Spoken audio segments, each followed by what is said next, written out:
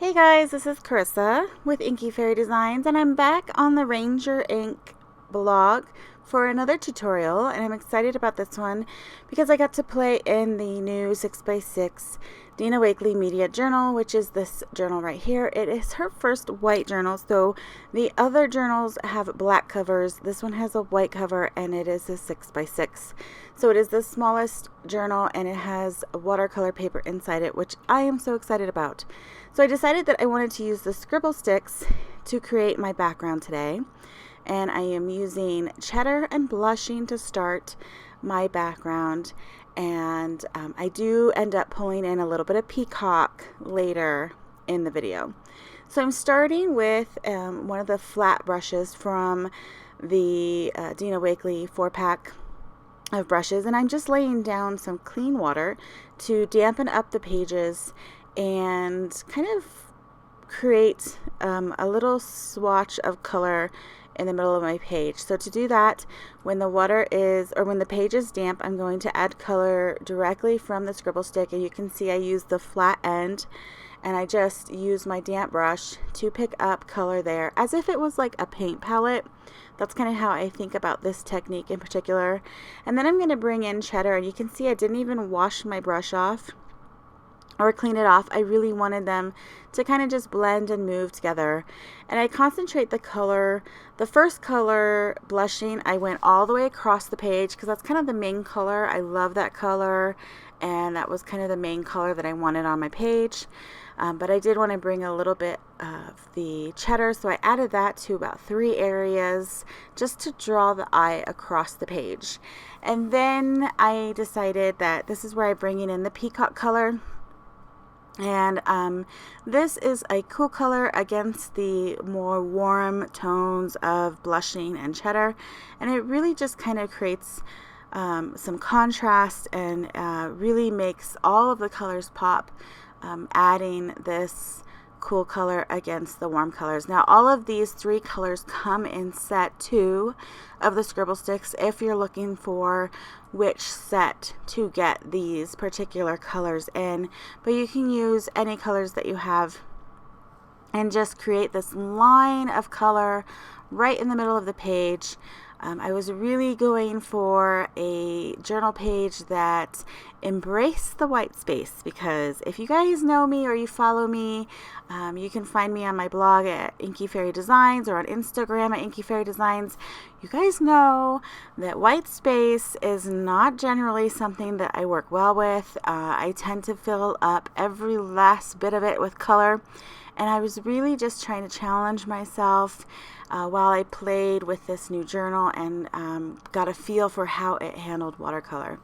So to keep it very simple, I have this tag that I have pre-made using the gel press. So keep those extra pieces that you create, or if you use anything, you can use those bits and pieces in future journal pages. So they're great to have on hand to quickly finish a page. So I pulled out the Friends to the End stamp set. I love this little image here with the faces, and it works really well because a lot of the black lines on this kind of hide the busyness of that tag. So it's really nice. You can still see a lot of that color through it, but it also tones it way down. I wanted to add the heart from the same stamp set onto my page. I just felt like it needed a little bit of something. So I'm going to stamp it across my page, starting in the lower left-hand corner. Then I'm going to go up on that same side to the upper right hand, and then I'm going to take it all the way to the other side of the 2-page spread and on the bottom again. So it kind of goes up, or goes down, up and down, just kind of draws that eye across the page. At this point, my colors have dried and they faded a little bit, as watercolors tend to do, and the Scribble sticks work very much in the same kind of realm of watercolors. So when they dry, they tend to lighten a little bit. So that's very easy to fix. or if you want to just add a little bit more dimension, you can just deepen up those colors with another layer on top. Leave some of that lighter area showing through in a bit of in some of the areas to create that dimension, and it just really adds another level to the page, and it just brightens up those colors. I was able to get them much brighter at this point. And so I'm just using the same technique as I did before when I created the first layer, and just taking that pigment directly from the Scribble stick and adding it to my page, and then I'll like rinse off my brush and kind of blend it more so it's not that harsh line that I first lay down, and then I just kind of blend it out a little bit, but still trying to stay in that middle area of the page. Like I said, I'm trying to work with the white space, and it was really hard to do, but I think in the end it all comes together. So I'm just going to continue to blend, deepening up that blushing color, because like I said, that is my favorite color right now. I do love the peacock, but that blushing color is really what kind of inspired this entire page. So I dry that. You can let it air dry, or you can use your heat tool to dry those layers on this paper, and it works great. To add a little bit of journaling to my page, which you guys know I like to do, I'm just creating this very funky abstract lettering. Not lettering, it's just handwriting, but just accentuating the upper and lower like ascending letters, and just like really emphasizing those kind of distorts the words just enough that it's not exactly legible. And I ended up turning my page upside down so that I could add that writing to the bottom, but it's gonna be upside down, and that also creates that level of abstract. So I'm taking out my black Scribble stick, and I don't know what happened to the footage here. I thought I was filming, but all you missed was me adding the tags that I had stamped on. I fussy cut them out and added them to my page using the ultra thick gel medium, because these pages are extremely textured. That's one of the things I absolutely love about this journal. It's 100% cotton, cold pressed paper, so it's really bumpy and textured and beautiful. And with a heavy cardstock tag like this, the ultra thick gel medium was the perfect thing to use to really get that to stick down onto the page. And I had to like really stick it down with, like, hold my hands down for a little bit, put some stamp blocks on it to really get it to adhere, and then just left it overnight, and they were perfect in the morning.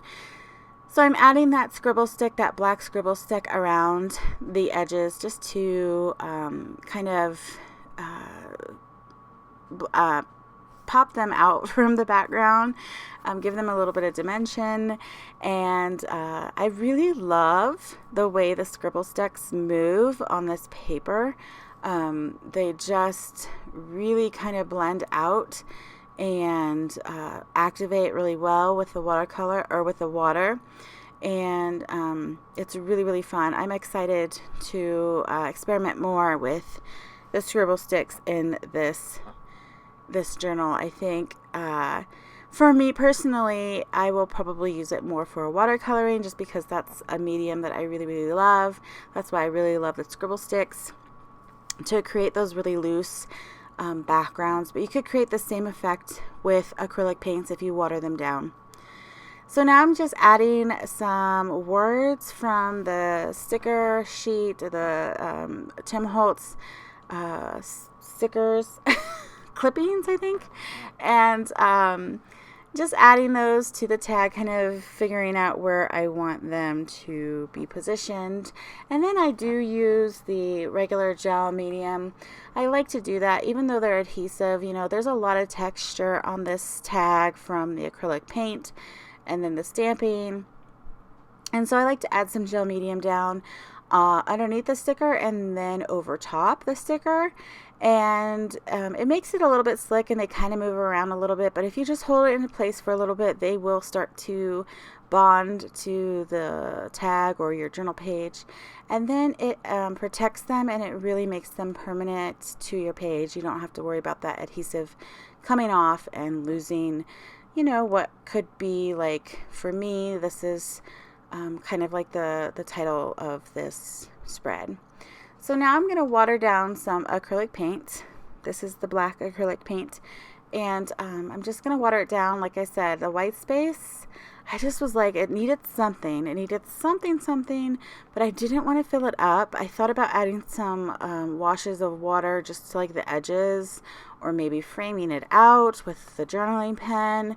But then I thought, no, black splatters, that is the thing. That is always what, if I don't know how to finish a page, or it's missing something, a little bit of contrast with some black splatters or white if I have a really dark page usually does the trick. So once that gel medium dries, I can go over top of it with my food ball journaling pen, which is my go-to journaling pen, and just kind of outline it, frame those words, stickers, and it really kind of blends it into those tags. So that pretty much wraps up this art journal page.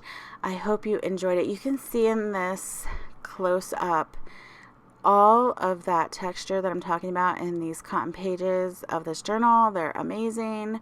I am loving everything that I see other artists doing in it, and I hope you were inspired by this page from me.